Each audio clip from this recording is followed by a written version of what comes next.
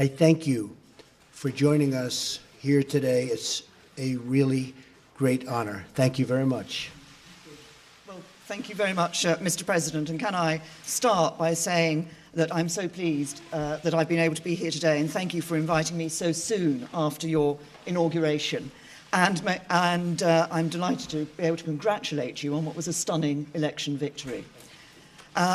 And as you say, the invitation is an indication of the strength and importance of the special relationship that exists between our two countries, a relationship based on the bonds of history, of family, kinship, and common interests.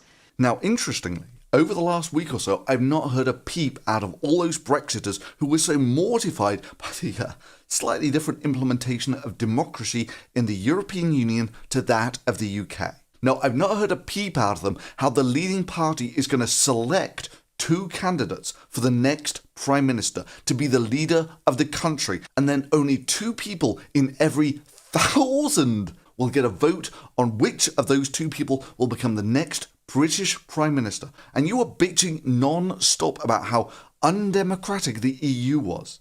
But when something like this happens, not a peep.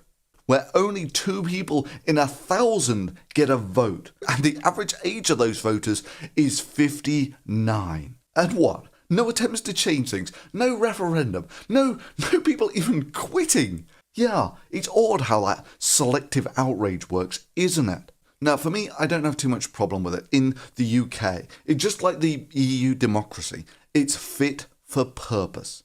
But I'm not going to have some selective vision about how there are problems with the EU Parliament while ignoring those of the UK.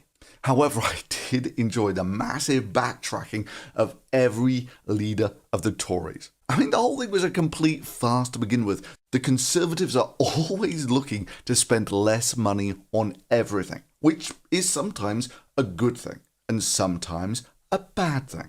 But it's just hilarious. These people were taken in by the idea that if the UK managed to save 300 million a week, which of course they wouldn't, most of that 300 million a week was spent straight back on the UK for things like urban development or science or that sort of thing. The idea if they managed to save 300 million a week, they would suddenly spend it on the NHS was a joke.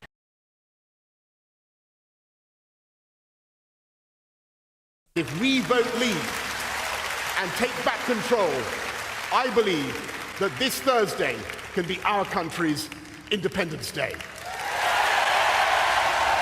First it was Scotland. Could London be next? Boris Johnson says he's keen to have power shifted from Westminster to City Hall.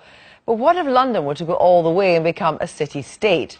The argument goes that the capital accounts for more than a fifth of Britain's gross domestic product and generates tax revenues in equal measure.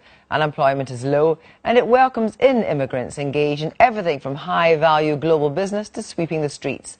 But first, here's David Grossman.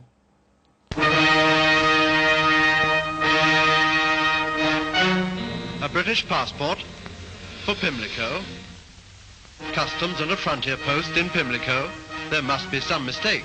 Back in the late 40s, the idea of London, or at least part of it, becoming an independent state was so absurd it was the basis of a wonderful Ealing comedy. Nobody, though, is laughing at the idea now. You see, technically these Burgundians are aliens. Aliens? When you look at the data, London already seems like a separate country. London has its own market for housing and for jobs. It has its own distinct culture and its own politics. Why not, then, make that split formal? London also has a very different population to the UK as a whole. And Londoners, it seems, are more comfortable, both with Europe and with levels of immigration. If we vote leave and take back control, I believe that this Thursday can be our country's Independence Day.